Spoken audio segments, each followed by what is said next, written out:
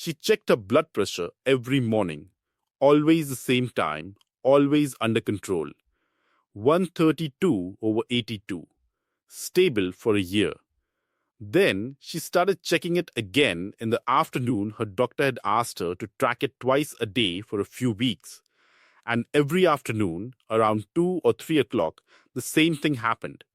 148 over 92, 151 over 94, a jump of 15 to 20 points every single day. She wasn't stressed, she hadn't skipped her medication, she wasn't doing anything differently. Except lunch, turkey sandwich, a cup of canned tomato soup, maybe some pretzels. The same lunch, more or less, she had eaten for 15 years. Nothing about it looked dangerous. It looked like a normal, reasonable, unremarkable lunch. If you are over 60 and your blood pressure has been harder to control than it used to be if it spikes in the afternoon, or your doctor keeps adjusting your medication, or your readings seem to swing for no obvious reason, there is something about how your body responds to salt now that is different from how it responded 10 or 20 years ago. And there is a very good chance it is connected to lunch. By the end of this video, you are going to understand exactly why your body has become more sensitive to sodium with age, which ordinary lunch foods are quietly delivering more sodium than an entire day's recommended limit, and the practical swaps that let you keep eating lunch without the afternoon spike. Here is something most seniors were never told about their own bodies. Your sensitivity to salt is not fixed. It changes as you age and not in your favor. Research published in the journal Hypertension has found that roughly half of people with high blood pressure show what scientists call salt sensitivity, a significant rise in blood pressure after eating a high sodium meal. In elderly adults, that number climbs to as high as 75%.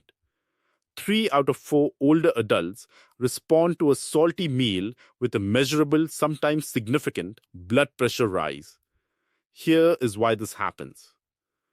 Your kidneys are responsible for clearing excess sodium from your blood. In a younger body, that system works efficiently. Eat something salty. The kidneys filter out the excess. Blood pressure stays stable. As we age, kidney function naturally declines.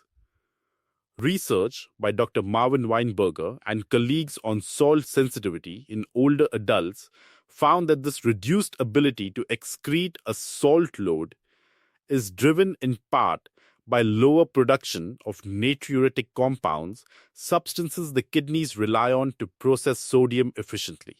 In plain English, the system that used to clear excess salt quickly now works more slowly. So the sodium stays in your bloodstream longer.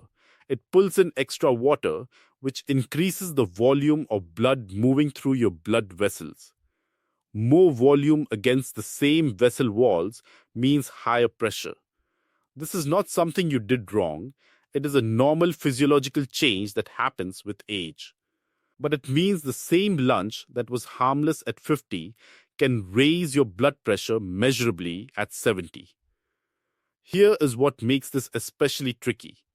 Most people picture high sodium food as obviously salty potato chips, pretzels, the salt shaker on the table. But research analyzing where Americans actually get their sodium found something different.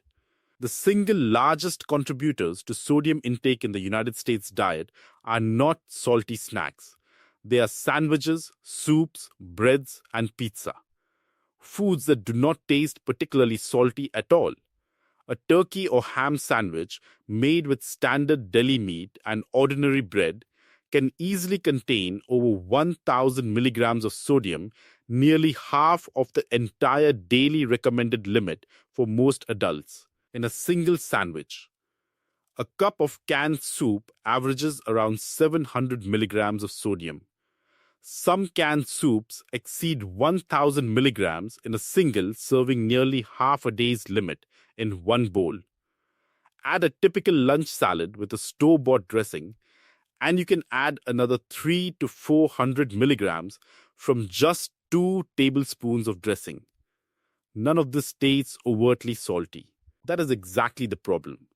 The sodium in deli meat, bread, and canned soup is added for preservation, texture, and shelf life, not primarily for flavor, which means your taste buds give you no warning.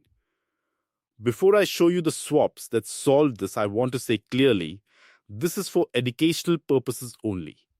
If your blood pressure has been consistently elevated or hard to manage, please speak with your doctor. Tracking your readings at different times of day, as the woman at the beginning of this video did, is something your doctor can help you set up, and it is one of the most useful things you can bring to your next appointment. Now, here is exactly what to do about lunch. Let's start with the most common lunch in America, the sandwich. The sodium is not really coming from the bread, though bread does contribute. It is coming overwhelmingly from the deli meat. Standard deli turkey, ham, or roast beef is cured with salt as part of the processing and preservation method. A few thin slices can carry 4 to 500 milligrams of sodium before you've added a single condiment. The fix is not to give up sandwiches. Look for deli meat labeled low sodium or reduced sodium.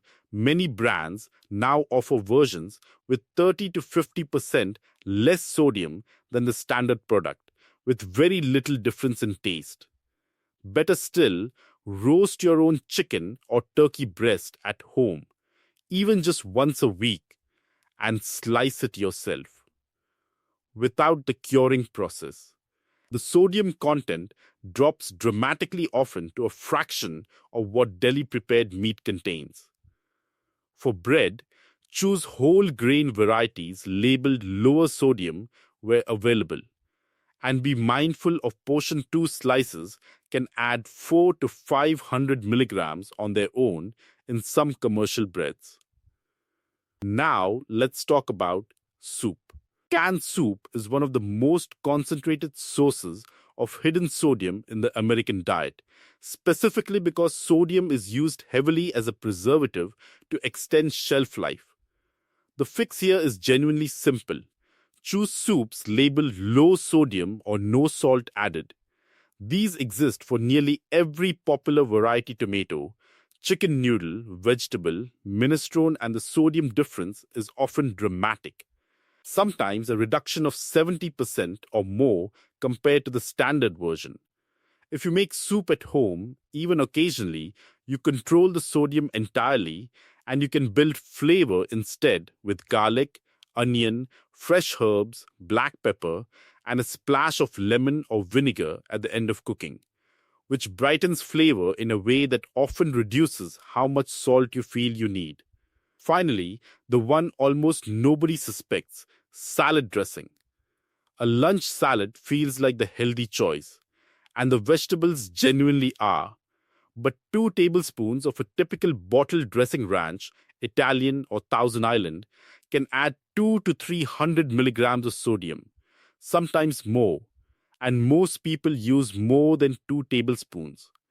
The fix is one of the easiest in this entire video: olive oil and fresh lemon juice, or olive oil with a splash of balsamic vinegar.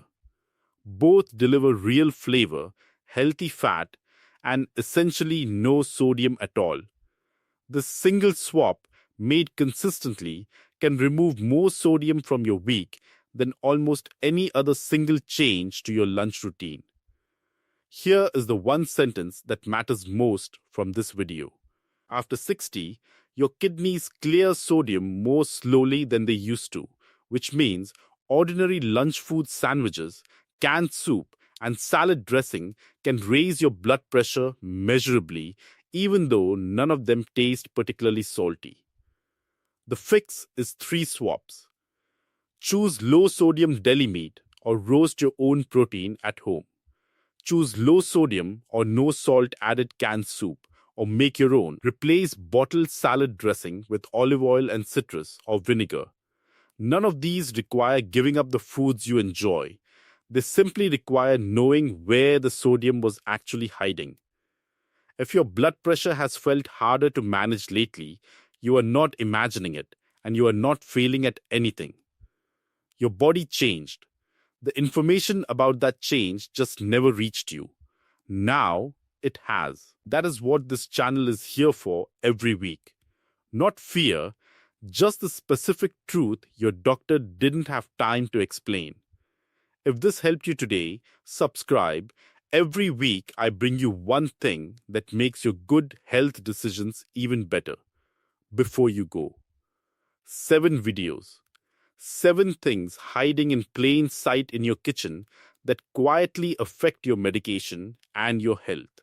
Next week, no medication at all, just 5 foods with real published evidence behind them for protecting your memory as you age. Not supplements, not anything expensive. Ordinary groceries available this weekend at any store you already shop at. And one of them, the one with the deepest body of long-term research behind it, is something most seniors haven't eaten in years. If you have spent this series learning what to watch out for, next week is about what to reach for. That is next week. Don't miss it.